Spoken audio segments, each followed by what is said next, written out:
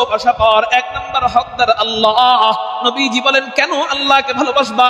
বাইলিমা ইয়াযুকুম মিন নি'মা, আল্লাহ পাক রব্বুল আলামিন তোমাদেরকে অনেক ধরনের নিয়ামত দিয়েছেন, এই জন্য তোমরা আল্লাহকে ভালোবাসবা। আমরা যা কিছু দেখি এটাও আল্লাহ আমার জন্য নিয়ামত, আমরা যা কিছু দেখি না এটাও আমাদের জন্য নিয়ামত। আসমান আমাদের জন্য নিয়ামত, জমিন আমাদের জন্য নিয়ামত, নদী নালা আমাদের জন্য নিয়ামত, পাহাড় পর্বত আমাদের জন্য নিয়ামত, চন্দ্র সূর্য আমাদের জন্য নিয়ামত, রাত আমার জন্য নিয়ামত, দিন আমার জন্য নিয়ামত, বাতাস আমার জন্য নিয়ামত, অক্সিজেন আমার জন্য নিয়ামত, গর্তের পিপিলিকা আমার জন্য নিয়ামত, সাপ আমার জন্য নিয়ামত, রাসেল ভাইপার সাপ আমার জন্য নিয়ামত। হুজুর কেমনে? কেমনে কেমনে কেমনে?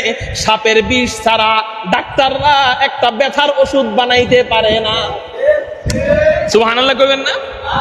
এদিক দিয়ে দেখি সাপ আমার ক্ষতি করে, আরেক দিক দিয়ে আবার ডাক্তার ব্যথার ওষুধ বানায় সাপের বিষ দিয়া। এইরকম যা কিছু আমি আপনি দেখি এটাও আমার জন্য নেয়ামত, যা কিছু দেখি না এটাও নেয়ামত, যা কিছু বুঝি এটাও নেয়ামত, যা কিছু বুঝি না এটাও নেয়ামত। আচ্ছা, গর্তের পিপিলি পেটের ভিতরে পায়খানার যে থলি আছে, ময়লার যে থলি আছে, এই ময়লার থলির ভিতরে পোকা আছে, আছে না নাই? কুরবানি দেন না আপনারা? বুড়ি ফাড়েন না? বুড়ির ভিতরে পোকা আছে না নাই? এই পোকা কেন বানায়? বাহ্যিকভাবে আমরা যদি পোকা খাই অসুস্থ হয়ে যাই, যদি আপনি 10টা পোকা একসাথে খান আপনার ডায়রিয়া ছুটবে, কিন্তু পেটের ভিতরে জীবিত পোকা আল্লাহ রাইখা দিছে। এই পোকা আমার কি খেদমত করে? এই পোকা আমার জন্য কেমন নেয়ামত? উত্তর বিজ্ঞান গবেষণা করে দেখে আমাদের পেটের ভিতরে, মানুষের পেটের ভিতরে যে পোকাগুলা আছে এই পোকাগুলার কারণে আমরা অসুস্থ হই না কেন? বিজ্ঞান গবেষণা করে বলে হায় হায় হায় হায়, এই পোকা না থাকলে আমরা অসুস্থ হয়ে যাইতাম। এই পোকা থাকার ফলে আমাদের শরীরের মধ্যে কোনো ভাইরাস ঢুকে না। मकसद हु अगर तरबियत लाल बदख्शा, बेसोद है फटके होए खुर्शीद का परताओ, बेसोद है फटके होए खुर्शीद का परताओ। दुनिया रिवायात के पंदों में गिरफ्तार, दुनिया रिवायात के पंदों में गिरफ्तार। क्या मदरसा वालों की तगुदाओ, क्या मदरसा वालों की तगुदाओ। ला इलाहा इल्लल्लाह।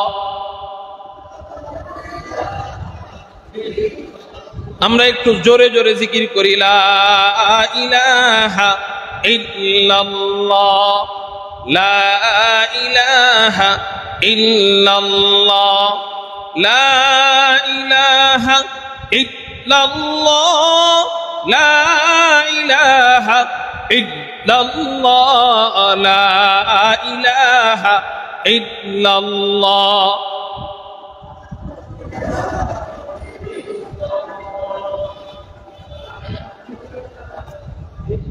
লা ইলাহা ইল্লাল্লাহ, লা ইলাহা ইল্লাল্লাহ, লা ইলাহা ইল্লাল্লাহ, লা ইলাহা ইল্লাল্লাহ।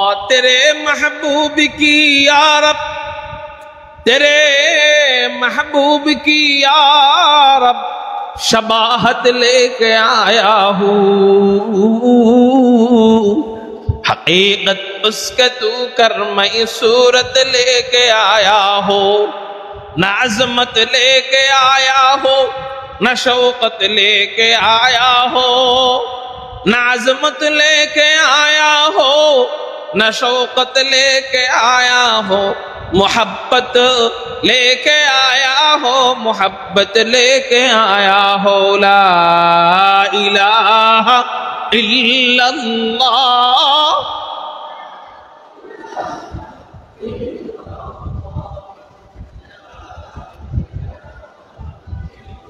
ला इलाहा इल्लल्लाह मुहम्मदुर रसूलुल्लाह সাল্লাল্লাহু আলাইহি ওয়াসাল্লাম। আলহামদুলিল্লাহ, আল্লাহ জাল্লা জালালুহু ওয়া আম্মা নওয়ালুহুর দরবারে লাখ কোটি শুকরিয়া আদায় করি যে মহান রব্বে করিম আমাদেরকে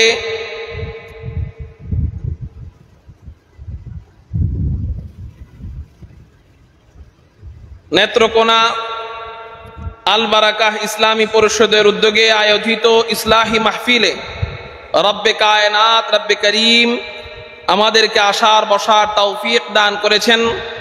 সেই জন্য সবাই অন্তরের অন্তঃস্থল থেকে শুকরিয়া আদায় করি, বলি আলহামদুলিল্লাহ। মুহতারাম হাজিরিন, আমি আজকে আলোচনা করব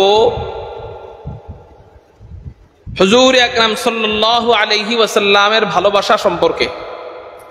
তার আগে আমরা নবীজিকে যে ভালোবাসি এটার একটা প্রমাণ শুরুতে দিতে পারবো না ইনশাআল্লাহ। তা আমি একবার বলবো, একবার বলার পরে 15 সেকেন্ড চুপ থাকবো। এই 15 সেকেন্ডে আমি দেখব নবীজির ভালোবাসায় কারা সামনে আসবে। আপনারা একটু মেহেরবানি করে নবীজির সুন্নত পালনের জন্য সকলে সামনে আইসা বসেন। শেষে আমরা ফলাফল দেখব ইনশাআল্লাহ।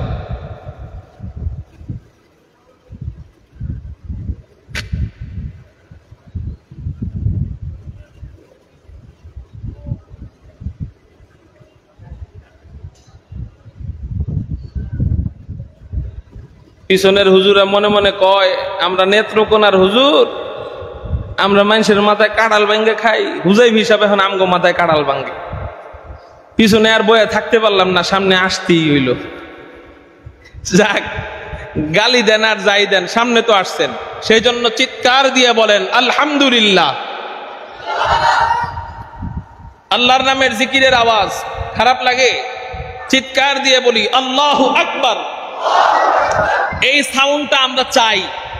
আল্লাহর নামের জিকির শুনতেও যার মজা লাগে, বলতেও তার মজা লাগে। আল্লাহ আল্লাহ কে মজা মুর্শিদ কে মায়ে খানা মে হে, अल्लाह अल्लाह क्या मज़ा मुर्शिद के मैखाना में है, दोनों आलम की हकीकत एक पैमाने में है, दोनों आलम की हकीकत एक पैमाने में है। अल्लाहु আকবার। এটা আমি বললাম দেখা বললেন, এখন আর বলবো না, ইশারা দিব, আল্লাহর নামের স্লোগান চলবে। পারবেন এই সাউন্ড রাখতে ইনশাআল্লাহ? আল্লাহ তুমি কবুল করো, বলি আমি। জিকির নিয়ে ওয়াজ করলে এখন ওয়াজ লম্বা হয়ে যাবে, অন্যদিকে চলে যাবে, আমি ওইদিকে যাব না, আমার মূল আলোচনায় থাকি।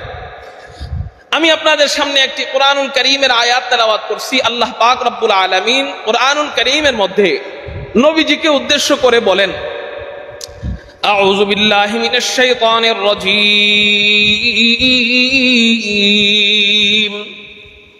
বিসমিল্লাহির রহমানির রহিম, قل إن كنتم تحبون الله فاتبعوني يحببكم الله ويغفر لكم ذنوبكم والله غفور رحيم।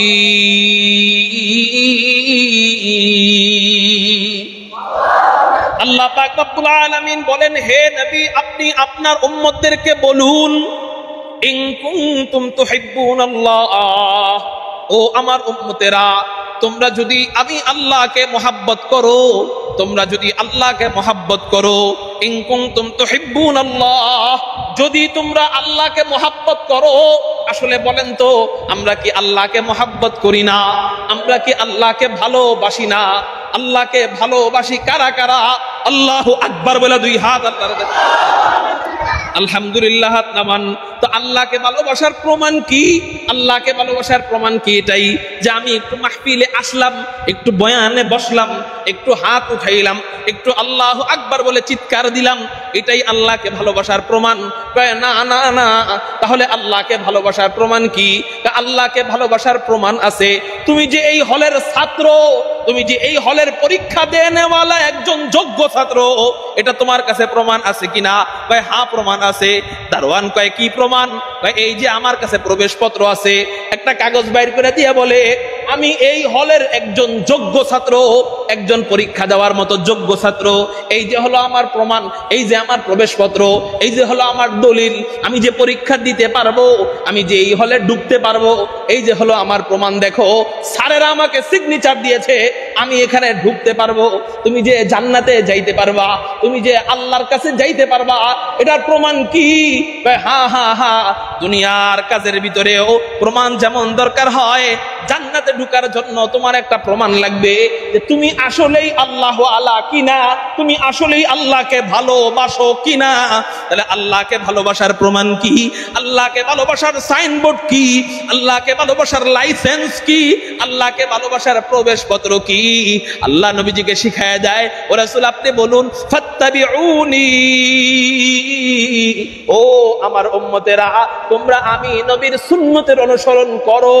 আমি নবীর সুন্নতের অনুসরণ করাটাই জান্নাতে যাওয়ার প্রবেশপত্র, আল্লাহকে ভালোবাসার সাইনবোর্ড। চিৎকার দিয়া বলেন সুবহানাল্লাহ। তাহলে বলেন আল্লাহকে ভালোবাসার সার্টিফিকেট কি? বলেন নবীজির অনুসরণ করা মানে সুন্নতের অনুসরণ করা।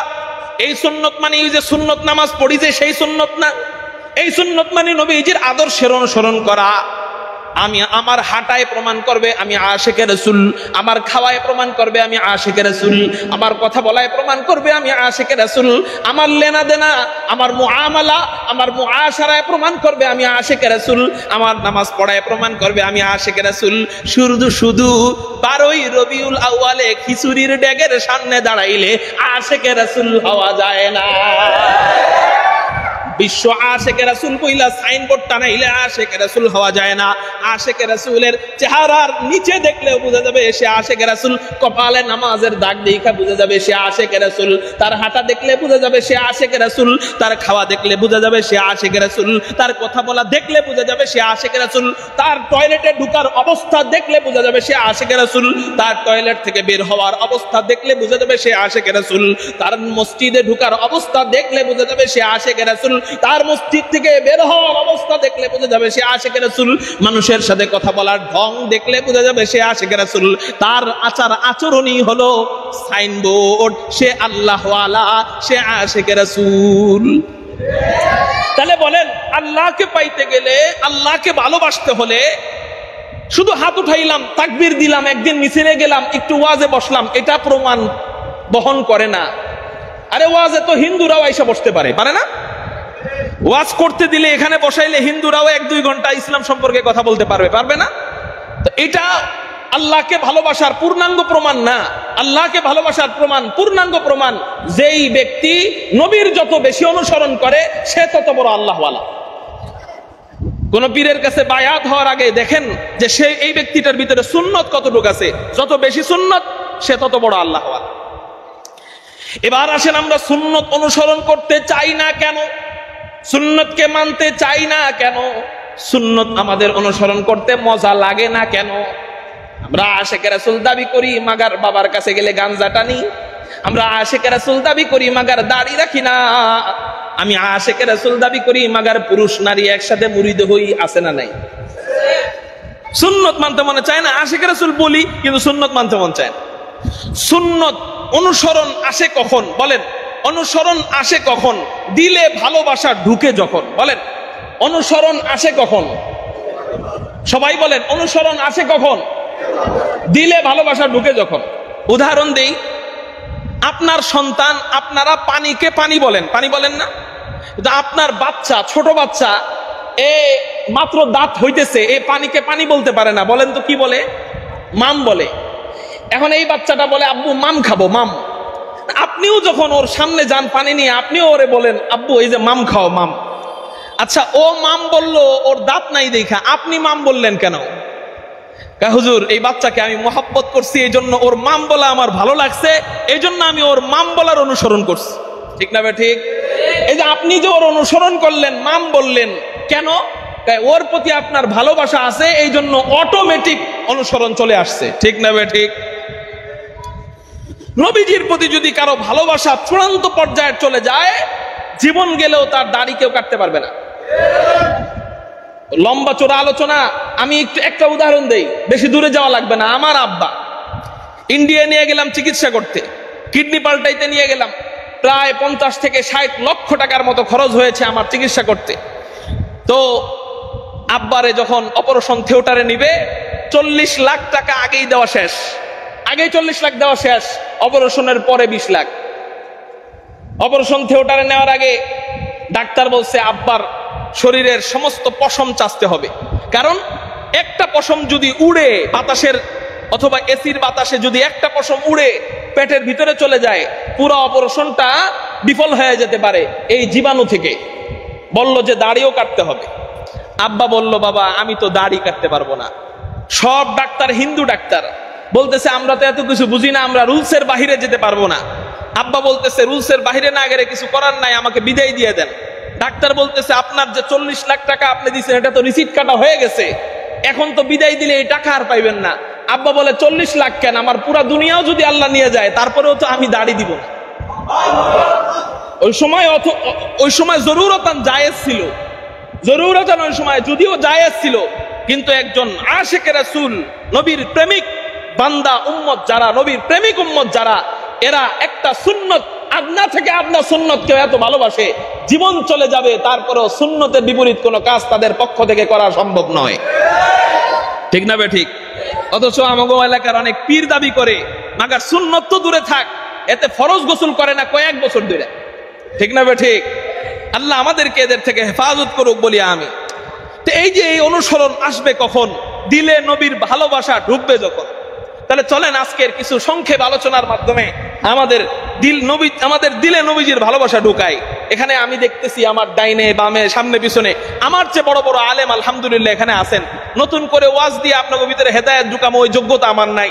মুযাকারা করতেছি, আল্লাহ যেন এই আলোচনার মাধ্যমে আগে আমাকে পরে আমাদের সবার দিলের ভিতরে এই নবীজির প্রেম ঢুকার তৌফিক দান করেন। সবাই বলি আমিন।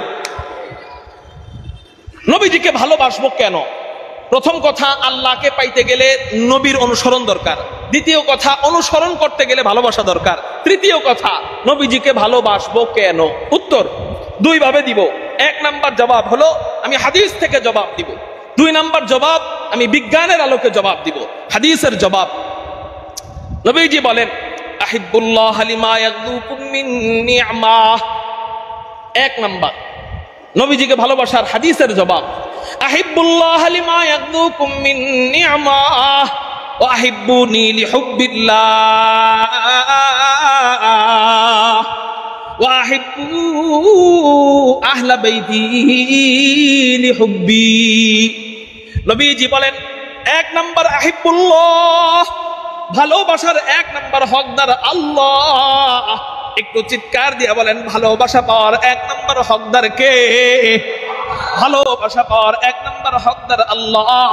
নবীজি বলেন কেন আল্লাহকে ভালোবাসবা? বাইলিমা ইয়াগদুকুম মিন নি'মা, আল্লাহ পাক রব্বুল আলামিন তোমাদেরকে অনেক ধরনের নিয়ামত দিয়েছেন, এই জন্য তোমরা আল্লাহকে ভালোবাসবা। আমরা যা কিছু দেখি এটাও আল্লাহ আমার জন্য নিয়ামত, আমরা যা কিছু দেখি না এটাও আমাদের জন্য নিয়ামত। আসমান আমাদের জন্য নিয়ামত, জমিন আমাদের জন্য নিয়ামত, নদী নালা আমাদের জন্য নিয়ামত, পাহাড় পর্বত আমাদের জন্য নিয়ামত, চন্দ্র সূর্য আমাদের জন্য নিয়ামত, রাত আমার জন্য নিয়ামত, দিন আমার জন্য নিয়ামত, বাতাস আমার জন্য নিয়ামত, অক্সিজেন আমার জন্য নিয়ামত, গর্তের পিপিলিকা আমার জন্য নিয়ামত, সাপ আমার জন্য নিয়ামত, রাসেল ভাইপার সাপ আমার জন্য নিয়ামত। হুজুর কেমনে? কেমনে কেমনে কেমনে? সাপের বিষ ছাড়া ডাক্তাররা একটা ব্যথার ওষুধ বানাইতে পারে না। সুবহানাল্লাহ কইবেন না? এদিক দিয়ে দেখি সাপ আমার ক্ষতি করে, আরেক দিক দিয়ে আবার ডাক্তার ব্যথার ওষুধ বানায় সাপের বিষ দিয়া। এইরকম যা কিছু আমি আপনি দেখি এটাও আমার জন্য নিয়ামত, যা কিছু দেখি না এটাও নিয়ামত, যা কিছু বুঝি এটাও নিয়ামত, যা কিছু বুঝি না এটাও নিয়ামত। আচ্ছা, গর্তের পেটের ভিতরে পায়খানার যে থলি আছে, ময়লার যে থলি আছে, এই ময়লার থলির ভিতরে পোকা আছে না নাই? কুরবানি দেন না আপনারা? বুড়ি ফাড়েন না? বুড়ির ভিতরে পোকা আছে না নাই? এই পোকা কেন বানায়? বাহ্যিকভাবে আমরা যদি পোকা খাই অসুস্থ হয়ে যাই, যদি আপনি 10টা পোকা একসাথে খান আপনার ডায়রিয়া ছুটবে, কিন্তু পেটের ভিতরে জীবিত পোকা আল্লাহ রাইখা দিছে। এই পোকা আমার কি খেদমত করে, এই পোকা আমার জন্য কেমন নেয়ামত। উত্তর, বিজ্ঞান গবেষণা করে দেখে আমাদের পেটের ভিতরে, মানুষের পেটের ভিতরে যে পোকাগুলা আছে, এই পোকাগুলার কারণে আমরা অসুস্থ হই না কেন?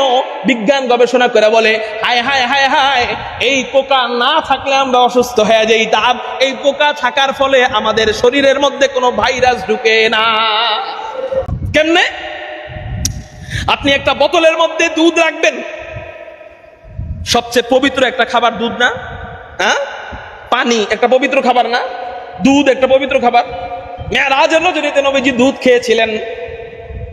এই দুধ একটা বোতলে রাখবেন, ফ্রিজ ছাড়া 4 দিন 5 দিন রাখবেন। এই দুধের মুখটা খুললে এটা আর খাওয়া যাবে না। বলেন খাওয়া যাবে কেন? এটা ভাইরাসে রূপান্তরিত হয়ে গেছে, এটা খাইলে অসুস্থ হবে।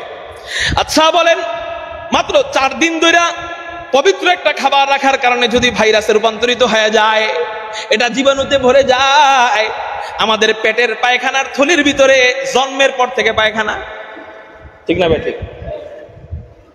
80 বছরের বুড়ার পেটের ভিতরে কয়শো বছর ধরে পায়খানা? 80 বছর ধরে।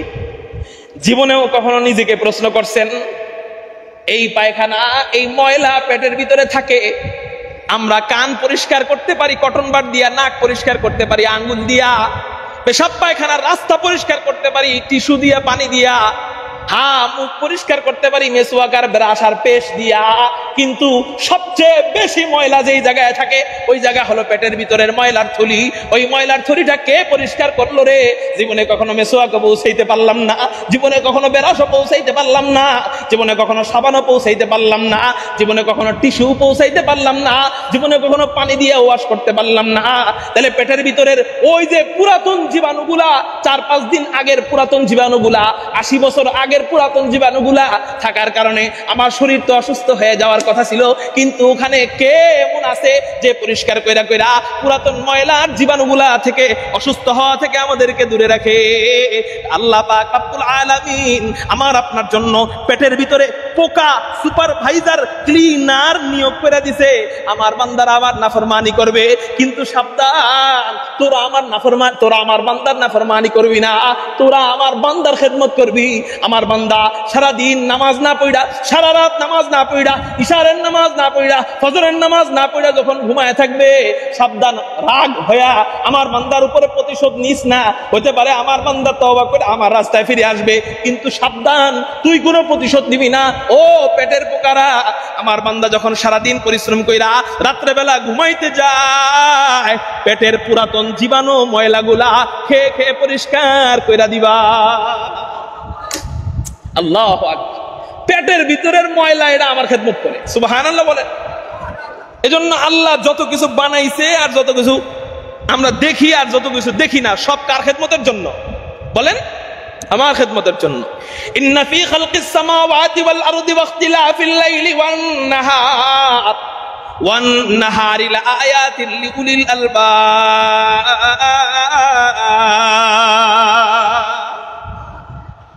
আলোচনা অন্যদিকে চলে যাচ্ছে, আমি ওই দিকে যাব না, আল্লাহ যদি কখনো তৌফিক দেয়। এই আয়াতের উপর আলোচনা করব। কুল্লাউ কানাল বাহরু মিদাদান লিকালিমাতি রাব্বি লানাফিজাল বাহরু ক্বাবলা আন তানফাযা কালিমাতু রাব্বি ওয়ালাউ জিনা বিমিসলিহি মাদাদা। আলহামদুলিল্লাহ, ইনশাআল্লাহ সুম্মা ইনশাআল্লাহ। কোন নাস্তিক যদি আমার এই আলোচনাটা শুনে দাঁত ভাঙা জবাব হয়ে যাবে।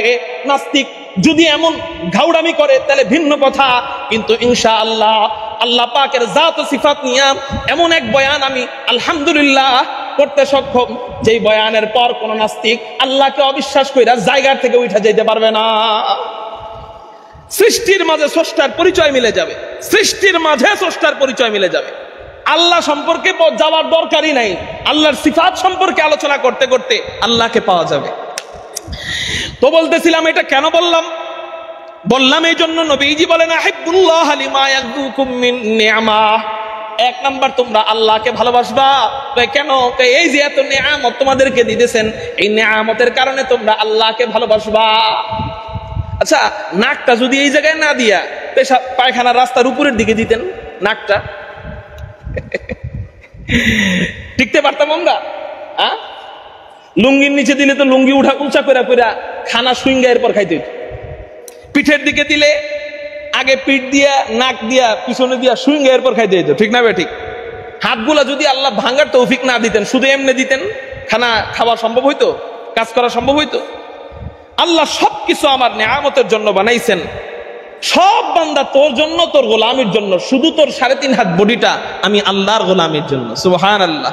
কেউ না হো রোজে আজল সে হো চুকি তাকসীম কার, क्यों न हो रोजे अजल से हो चुकी तक़सीम कार, मैं हो मालिक के लिए और मैं हो मालिक के लिए और कुल जहां मेरे लिए, मैं हो मालिक के लिए और कुल जहां मेरे लिए। अल्लाह তুমি আমাদেরকে তোমার গোলাম খাঁটি বান্দা হওয়ার তৌফিক দান করো, সবাই বলি আমিন। তাহলে নবীজি বলতেছেন 1 নাম্বার ভালোবাসবা আল্লাহকে। 2 নাম্বার নবীজি বলতেছেন ওয়া আহিব্বুনি লিহুব্বিল্লাহ। 2 নাম্বার তোমরা মহব্বত করবা আমি নবীকে। কেন? ওই যে 1 নাম্বার আল্লাহরে ভালোবাসছো, এই জন্য 2 নাম্বার আমি নবীরে মহব্বত করবা। তাহলে বয়ান চলতেছিল নবীজিকে কেন ভালোবাসবো। উত্তর হাদিস থেকে পাইলাম, নবীজিকে আল্লাহর জন্য ভালোবাসবো। কার জন্য বলেন? তাহলে বোঝা গেল নবী, আল্লাহকে ভালোবাসতে গেলে নবীকে লাগবেই। আল্লাহ ছাড়া নবীজিকে পাওয়া যাবে না, নবীজিকে ছাড়াও আল্লাহকে পাওয়া যাবে। এবার আসেন বিজ্ঞানের জবাব দিব। বিজ্ঞানের আলোকে বলবো নবীজিকে কেন ভালোবাসা দরকার, নবীজিকে কেন ভালোবাসা জরুরি। যেই সমস্ত বৈজ্ঞানিকরা মানুষের মন নিয়ে গবেষণা করেন, মানুষের দিল নিয়ে গবেষণা করেন, এই সমস্ত বৈজ্ঞানিকরা বলেন একজন মানুষ আর একজন মানুষকে 4 কারণে মহব্বত করে। চিৎকার দিয়া বলেন কয় কারণে মহব্বত করে? ভালোবাসার কারণ কয়টা? এতদিন শুনছেন নামাজ ভাঙার কারণ কয়টা? এতদিন শুনছেন রোজা ভাঙার কারণ কয়টা? এতদিন শুনছেন ওযু ভাঙার কারণ কয়টা? এখন শিখবেন ভালোবাসার কারণ কয়টা। আরো জোরে, জোর হলো না, জোরে বলেন কয়টা? মনে থাকবে নি? 1 নাম্বার আমি শুনবো, দেখবো কার হয়েছে। 1 নাম্বার ভালোবাসার 1 নাম্বার কারণ, 1 নাম্বার কারণ জামাল, সৌন্দর্য। একজন মানুষ আর একজন মানুষের প্রেমে পড়ে সৌন্দর্য দেখা। প্রেমিক প্রেমিকার জন্য সৌন্দর্য দেখা প্রেমে পড়ে, এমন প্রেমে পড়ে যে জীবন পর্যন্ত দিয়ে দেয়। আছে না নাই? বাংলাদেশে এমন ঘটনা অভাব আছে? প্রেমিকার জন্য প্রেমিক জীবন দিয়ে দিছে, আছে না নাই? কয়টা কারণে ভালোবাসছে? একটা। এখানে ভালোবাসার কয়টা কারণ পাইলো? একটা। কি সেটা? জামাল, সৌন্দর্য। 2 নাম্বার কারণ হলো কামাল, যোগ্যতা, পূর্ণতা। জোরে বলেন কি? মানে এই ব্যক্তিটার ভিতরে যোগ্যতায় ভরপুর, এই কারণে তারা ভালোবাসে। 2 নাম্বার কারণ গেল আল্লামা আহমদ শফি রহমতুল্লাহি আলাইহি। আমরা ভালোবাসছি কি দেখা? সৌন্দর্য দেখা না যোগ্যতা দেখা? কায়েদে মিল্লাত আল্লামা জুনায়েদ বাবুনগরী রহমতুল্লাহি আলাইহি আমরা ভালোবাসছি কি দেখা? যোগ্যতা দেখা না সৌন্দর্য দেখা? তাহলে বোঝা গেল একটার দরকার নাই, প্রথমটার দরকার নাই, দ্বিতীয়টা থাকলে মানুষ ভালোবাসে। এমন ভালোবাসে যে কায়েদে মিল্লাত জুনায়েদ বাবুনগরীর জন্য মানুষ জীবন পর্যন্ত দিতে রাজি হয়ে গেছে। আল্লামা আহমদ শফি রহমতুল্লাহি আলাইহির জন্য মানুষ গুলি খাইতে রাজি হয়ে গেছে, ঠিক না বেঠি? একটা দিকে ভালোবাসছে। 3 নাম্বার কারণ হলো ইহসান, দয়া। দয়া, এই মানুষটা অনেক দয়ালু, মানুষটা মানুষকে অনেক ভালোবাসে। কেউ মারা গেলে তার বাড়িতে তারা দেখতে যায়, হ্যাঁ? তারপরে কেউ অসুস্থ হয়ে গেলে খোঁজ খবর নিতে যায়। এই লোকটা মারা গেলে মানুষ কান্দে। এই যে কয়দিন আগে একজন লোক, কোন এলাকায় যেন বাড়ি ছিল, গরিব মানুষ, কারো মরার সংবাদ পাইলেই ঘোড়া নিয়ে চলে যেত মাটি খুঁড়তে, কবর খুঁড়তে। নাম কি এই ব্যক্তিটার?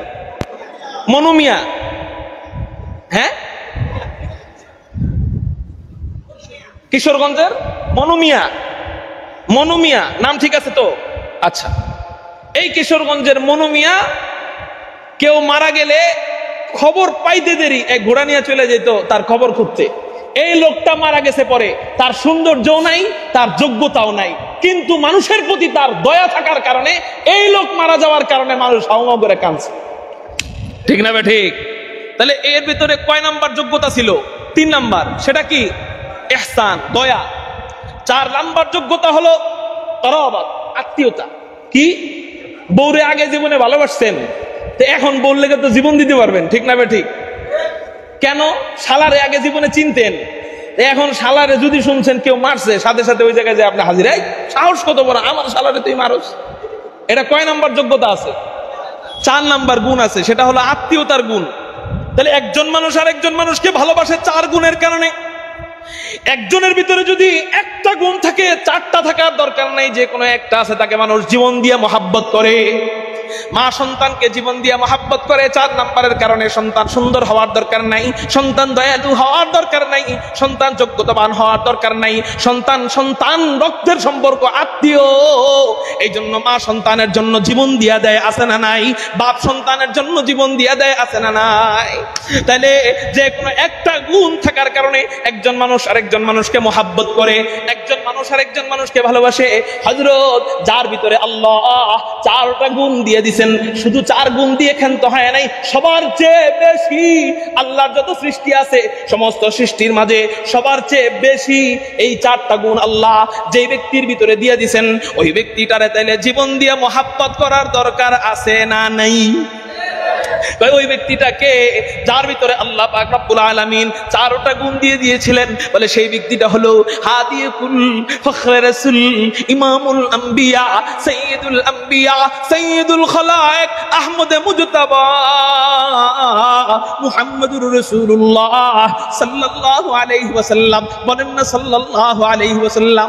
আমাদের নবীজির ভিতরে আল্লাহ 4টা গুণ পূর্ণাঙ্গ দান করে দিয়েছিলেন। একটু চিৎকার দিয়ে বলেন সুবহানাল্লাহ। যেমন 1 নাম্বার গুণ হলো জামাল।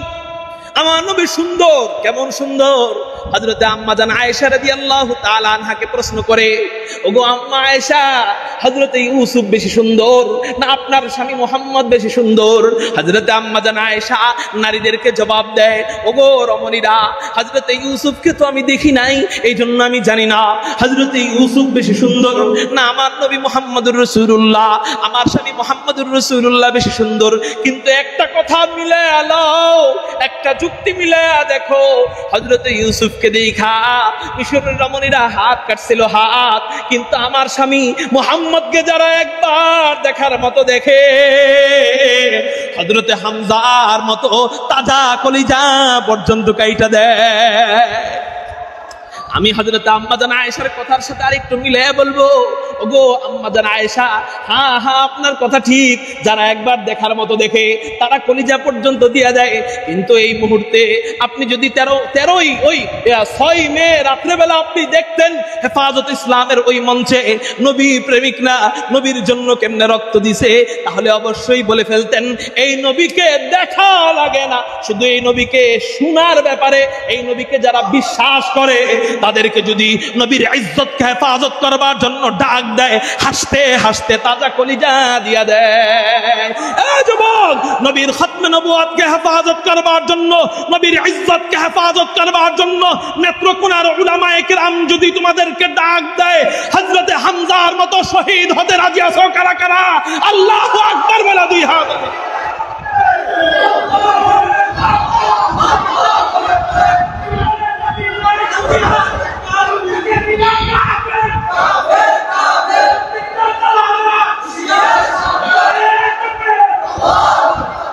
উলামায়ে কেরামদের সাথে থাকবো তো ইনশাআল্লাহ।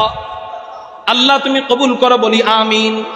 নবীর পক্ষে যখন ডাক দিবে, কে ডাক দিবে এটা দেখার দরকার নাই, খালি নবীর পক্ষে ডাকছে তো ওই জায়গায় আমরা হাজির। রাজি আছি ইনশাআল্লাহ? হোক চরমনাই, হোক খেলাফত, হোক হেফাজত, হোক তাবলীগ, অসুবিধা নাই। কে ডাক দিছে দেখার কোনো দরকার নাই। আমার নবী গালি দিছে আর আমি বসে থাকবো, এটা যেন এই নেত্রকোনা থেকে কখনো হইতে পারে না। নবীর বিরুদ্ধে কাজ করবে সবার আগে যেন পত্রিকায় পাওয়া যায় নেত্রকোনার আলেমরা সামনে। পারবো তো ইনশাআল্লাহ? আল্লাহ তুমি কবুল করে, বলি আমি। হযরত আকা নামদারের সৌন্দর্য কেমন ছিল চলেন আপনাদেরকে আরো কয়েকটা হাদিস শুনিয়ে দিই। তিরমিজি শরীফের হাদিস, হযরতে আম্মা জান হযরতে জাবির ইবনে সামুরা বর্ণনা করেন, আন জাবির ইবনে সামুরা রাদিয়াল্লাহু তাআলা আনহু قال রাআইতু রাসূলুল্লাহি সাল্লাল্লাহু আলাইহি ওয়াসাল্লাম ফি লাইলাতিন ইদহিয়ান ওয়া আলাইহি হুল্লাতুন হামরা। হযরতে জাবের বলেন আমি হুজুর আকরাম সাল্লাল্লাহু আলাইহি ওয়াসাল্লামকে এক চন্দ্রোজ্জ্বল রজনীতে, এক চাঁদের রজনীতে, এক পূর্ণিমার চাঁদের রজনীতে লাল ডোরাকাটা কাপড় পরিহিত অবস্থায় আমি নবীজিকে দেখতে পেলাম। হযরতে জাবের বলেন সব সময় আমার দিলের ভিতরে জাগ্রত হলো, আসমানের সব সময় আমার দিলের ভিতরে জাগ্রত হতো, আসমানের পূর্ণিমার চাঁদ বেশি সুন্দর না জমিনের পূর্ণিমার চাঁদ মুহাম্মদুর রাসূলুল্লাহ সাল্লাল্লাহু আলাইহি ওয়াসাল্লাম বেশি সুন্দর? আমি একটু মিলাবো, আসমানের চাঁদ বেশি সুন্দর না নবীজি বেশি সুন্দর? কাকতালীয় ভাবে আসমানের পূর্ণিমার চাঁদ উঠে গেছে, জমিনের পূর্ণিমার চাঁদ মুহাম্মদুর রাসূলুল্লাহ সাল্লাল্লাহু আলাইহি ওয়াসাল্লাম চাঁদ বরাবর বসে রয়েছে। হযরতে জাবের বলেন আমি একটু মিলায় দেখবো এবার আসমানের চাঁদ বেশি সুন্দর না জমিনের চাঁদ মুহাম্মদুর রাসূলুল্লাহ সাল্লাল্লাহু আলাইহি ওয়াসাল্লাম বেশি সুন্দর? হযরতে জাবের বলেন এই নিয়ত করে ফাজআলতু আনজুরু ইলাইহি ওয়া ইলাল কমার, আমি একবার নবীজির দিক তাকাইলাম আর একবার আসমানের চাঁদের দিকে তাকাইলাম, একবার নবীজির দিক তাকাইলাম আর একবার আসমানের চাঁদের দিকে তাকাইলাম। বারংবার এমন করার পর আমার দিল সাক্ষী দিতে বাধ্য হলো ফালাহুয়া ইনদি আহসানু মিনাল কমার, আসমানের পূর্ণিমার চাঁদের চেয়েও হুজুর আকরাম সাল্লাল্লাহু আলাইহি ওয়াসাল্লামের চেহারা মুবারক কোটি কোটি কোটি কোটি গুণ বেশি সুন্দর। একটু চিৎকার দিয়া বলি সুবহানাল্লাহ। ওয়া আহসানু মিনকা লাম তারাকাতু আইনি ওয়া আজমালু মিনকা লাম তালিদিন নিসাউ খুলিকতা মুবাররাআম মিন কুল্লি আইবিন কাআন্নাকা কদ খুলিকতা কামা তাশাউ। আল্লাহ তৌফিক দিলে আরেকদিন নারায়ে তাকবীর। হযরত ওয়ালা আল্লামা খালেদ সাইফুল্লাহ আইয়ুবী সাহেবের আগমন, শুভেচ্ছার স্বাগতম। আল্লাহ আমাদের হযরতের হায়াতে ইলমে আমলে বরকত দান করুক বলে আমিন। ওয়া আখির দাওয়ানা আলহামদুলিল্লাহ। আসসালামু আলাইকুম ওয়া রাহমাতুল্লাহ।